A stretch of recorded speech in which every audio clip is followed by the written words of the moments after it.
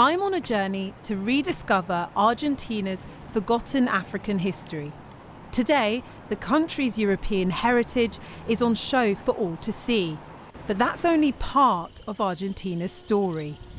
This is one of the first chapels built by freed African slaves to commemorate their existence. Over 200 years ago, the country's capital was the site of one of South America's largest slave ports.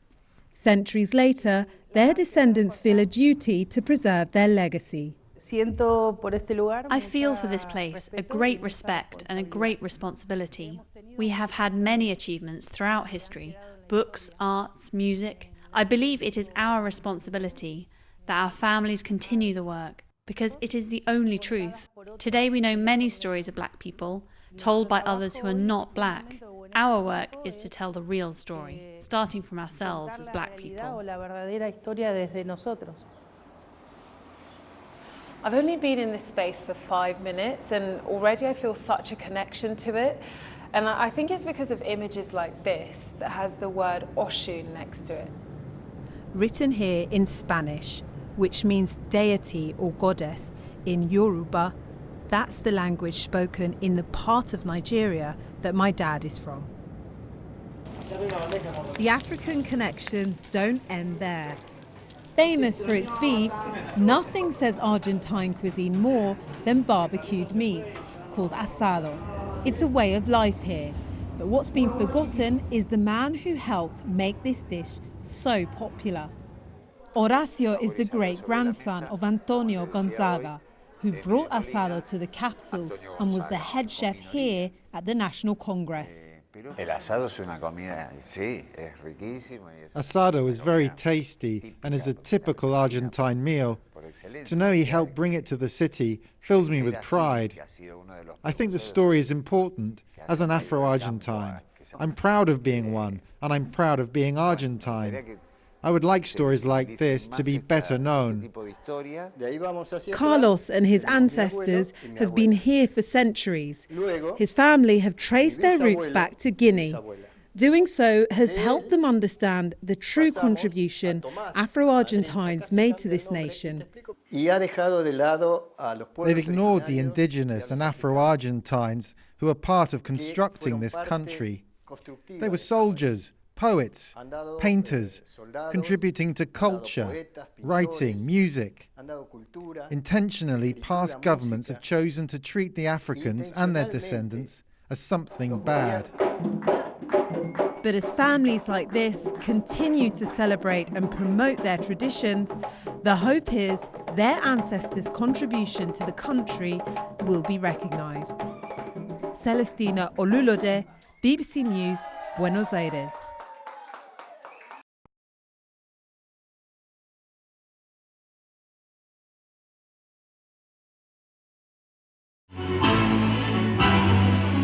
There's nothing more Argentine than tango, but many are unaware its roots are African. For the Afro-Argentines whose families descended from the slave trade, they often feel like they've been written out of history and invisible to their fellow Argentines. I don't know why, but no, there's no people from Africa, no. Casi todos somos descendientes de italianos o de españoles. My theory is that they are not here anymore because they would love to live with people that are like them. Mistaken as foreigners, these are the people who face racism today. I belong to an ethnicity that has been systematically denied. It hurts. It's deep and it remains with you throughout time. It makes me feel angry to have to explain that I'm Argentine because my ancestors did a lot for this country. Argentines are always trying to be white and European, and this is why they feel that everything black is bad. Es tu hermano ahí, ¿no? Este es mi hermano. Jose Delfin Acosta died whilst in police custody 22 years ago. His brother Angel, who is of mixed heritage, says Jose was beaten to death by racist police. The government says the case is being investigated.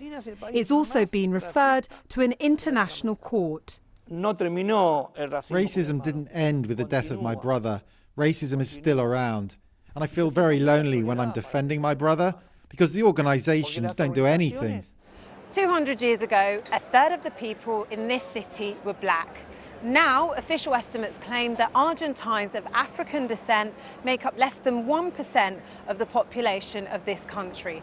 Although many people dispute this, something I put to the government. How can you do your job effectively when so many people here that I've spoken to say that there are no Afro-Argentines here?